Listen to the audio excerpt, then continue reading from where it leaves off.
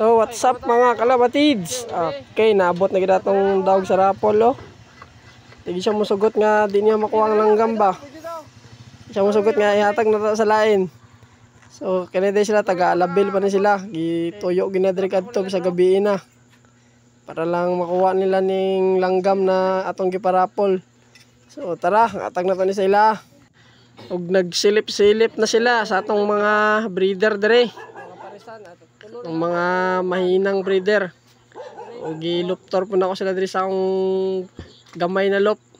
Kay para makita po nila itong mga ibon. So shout out sa inyo mga idol. Welcome mo diri sa atong lop. So kaning nakadaog din nato sa kalapati. Hapit pa niya ni makuha.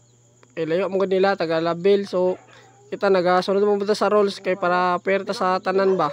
So gipaning kamutan gid niya nga kuan nga ma-pick up. So kanina gikuha na nako ang kuan ang langgam kay ato nang ihatag sa iya ha. Ispat-ispatan na nila dire. Kay excited na kayo nga magunitan ng langgam. So ato nang ihatag ni. So di na nato ni dugay-dugayon pa. Hatag na nato ni sila diretso kay para magunitan na gid nila. So congrats sa inyo ha sa katong nakadaog. Unta imo nang alagaan maayo o unta makita na to na sa race na imong i-appeal sa race. Kay para masidyay sa imuha mo kuan mo champion.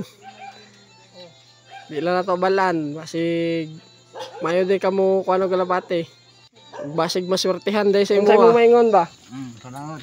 Salamat kayo kay Dance Lock kay ako ang nakadaog sa rapol og dagan kay salamat. Unta kaning og kinsay mo apil sa rapol, himuha lang yung mechanics. Salamat. Goods. Like and follow. Tapos paki-share na po sa itong mga video. Goodbye.